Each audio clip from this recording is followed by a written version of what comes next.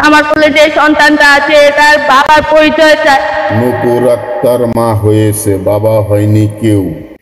এই পরিচয় আমি কিভাবে দিব? বড় হয়ে যখন বলবো মা আমার বাবাকে, আমি তাকে কি জবাব দিব? নূপুর আক্তার বিচার পাক, এলাকাবাসী চায়, আমরাও চাই। আমি কি করে বিচার পাবো? আইন এবং দেশের মানুষ দেখুক, আমি এটার বিচার চাই। তবে কোনো দালাল বা দালাল মিডিয়া দিয়ে নয়। দেখানো শুরু করেছে, আমি কিছু বললে আমার ভাই ফোন করতে চায়। নূপুর আক্তার ও দালাল মিডিয়া মিথ্যা কথা বলেছে। মাদ্রাসা পড়ুয়া তার ছোট ভাইকে মেরে ফেলার হুমকি দিয়েছে। আমার ভাই ওই ওদের এখন এই বাসার ওখানে এই মাটি সাহেবদের পড়ে, কিছু করার চেষ্টা করলে বলে তোর ভাইকে আমি মেরে ফেলবো। সেই ভয়ে আমি কাউকে কিছু বলিনি। নূপুর আক্তার ও দালাল মিডিয়া মিথ্যা নিউজের জন্য তীব্র নিন্দা জানাই। নূপুর আক্তার আরো মিথ্যা কথা বলেছে। তারপরে একদিন রাত করে আমার নানি আমাকে ডাক দেয়, তোর যে শরীরটা ভালো না, তোর তো কি হয়েছে সত্যি করে বল আমার কাছে, কোনো ভয় পাবি না। আমি নানি থেকে বলি যে আমার সাথে এরকম হয়েছে, আমার সাথে এরকম করেছে। তারপর সেদিন সকালবেলা আমার মা আমাকে নিয়ে ডাক্তারের কাছে যেতে যায়।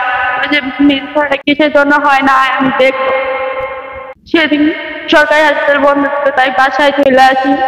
তারপরে নানি হারা বলে তোর মাকে বলতো অর্থাৎ এই কথা, আমি বলি কিনা। তারপর আমার খালাকে এবং আমার অনেকে জানায়। নূপুর আক্তারের নানি খালা এতদিন কোথায় ছিল? বাচ্চাটা কিন্তু একদিনে বড় হয়নি। হঠাৎ করে তারা জানতে পারল নূপুর আক্তার 7 মাসের গর্ভবতী। এই 7 মাস তার নানি এবং তার খালা কোথায় ছিল, সেটাই এলাকাবাসীর কাছে আমার প্রশ্ন। এটা সত্য কথা, এলাকাবাসী সবাই জানে।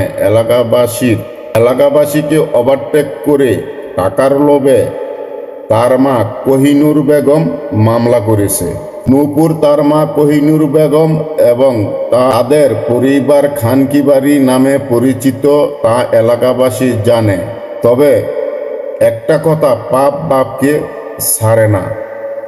যেসব দালাল মিডিয়া নিউজ করেছে তাদেরকে বলবো সত্যটা জেনে এলাকাবাসীকে সাথে নিয়ে সত্য নিউজ করার জন্য। কারণ এই সাংবাদিক যখন নিউজ করে তাদের সাথে এলাকাবাসী ছিল না, শুধু কোহিনুর বেগম এবং কোহিনুর বেগমের মেয়ে নূপুর আক্তার সাথে ছিল। তাই বলছি এলাকাবাসীকে সাথে নিয়ে নিউজ করার জন্য। তাহলে বেরিয়ে আসবে নূপুর আক্তারের সন্তানের বাবা কে। পরিশেষে বলবো এলাকাবাসীকে না মেনে কোহিনুর বেগম মামলা করেছে। দেখা যাক মামলার তদন্তে বাবা কে হয়। সেই আশায়, সেই প্রত্যাশাই এলাকাবাসী। হলুদ মিডিয়ার দ্বিতীয় নিউজ আসতেছে ইনশাল্লাহ, দ্বিতীয় পর্বে।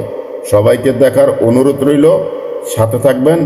সকলকে ধন্যবাদ। ভিডিওটি ভালো লাগলে অবশ্যই আমাদের কেরানীগঞ্জ, দক্ষিণ কেরানীগঞ্জের আবদুল্লাপুর, ইসলামপুর, বাগাপুর, রসুলপুর, পিছলাকান্দি, পলাশপুর, অত্র এলাকার সকলকে বলবো এই নিউজটি ছড়িয়ে দেওয়ার জন্য।